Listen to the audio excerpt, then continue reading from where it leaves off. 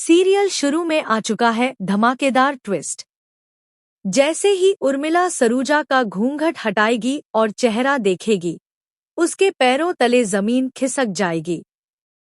वह सरूजा को अपनी आंखों के सामने देखेगी। उसी समय वहां चंद्रकांत आ जाएगा और अपनी सरूजा को देखकर उसे पकड़कर रोने लगेगा। वह कहेगा कि मैंने तुम्हें कहां कहां नहीं ढूंढा सरूजा, और उसे रोक लेगा। दूसरी तरफ अब अनिका ने अपनी अगली चाल चली है। वह वेद के सामने सरू को नीचा दिखाने की कोशिश कर रही है। यह सब कैसे होता है, हम आपको बताते हैं। अगर आप हमारे चैनल पर नए हैं तो सबसे पहले चैनल को सब्सक्राइब कर दीजिए और वीडियो को लाइक कर दीजिए। जहां एक तरफ जैसे तैसे सरू ने अनिका को मना लिया होता है, वहीं छड़ी का डर दिखाकर गणेश जी की पूजा की आरती भी सिखा देती है। फिर सरू और अनिका मिलकर गणेश जी की पूजा करते हैं। दूसरी तरफ जब कामिनी और उर्मिला पूजा के पास पहुंचती हैं, तो वे घूंघट से देखती हैं कि चिट्ठी में कुछ लिखा है। कामिनी को अपने सामने देखकर सरूजा के हाथ थर-थर कांपने लगते हैं।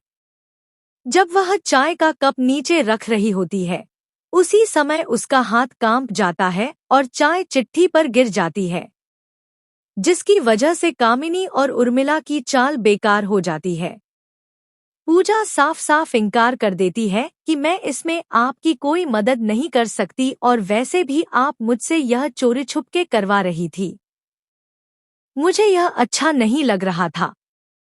कामिनी और उर्मिला गौरी को डांटने लगती हैं, लेकिन पूजा डिफेंड करती है और कहती है कि इन्हें मत डांटिए, यह हमारे परिवार जैसी हैं और इन्होंने जानबूझकर यह चाय नहीं गिराई। कामिनी सोचती है कि यह प्लान तो फेल हो गया, अब मुझे दूसरा प्लान चलाना होगा। वह दूध में कुछ मिलाकर उर्मिला को देती है। उर्मिला चंद्रकांत के पास जाती है और अपनी मीठी बातों से उसे बहलाने लगती है। वह कहती है कि मैं सरू को आपकी बेटी मानने से इनकार कर रही थी, लेकिन एक माँ की इनसिक्योरिटी की वजह से मैं थोड़ी इनसिक्योर हो गई थी।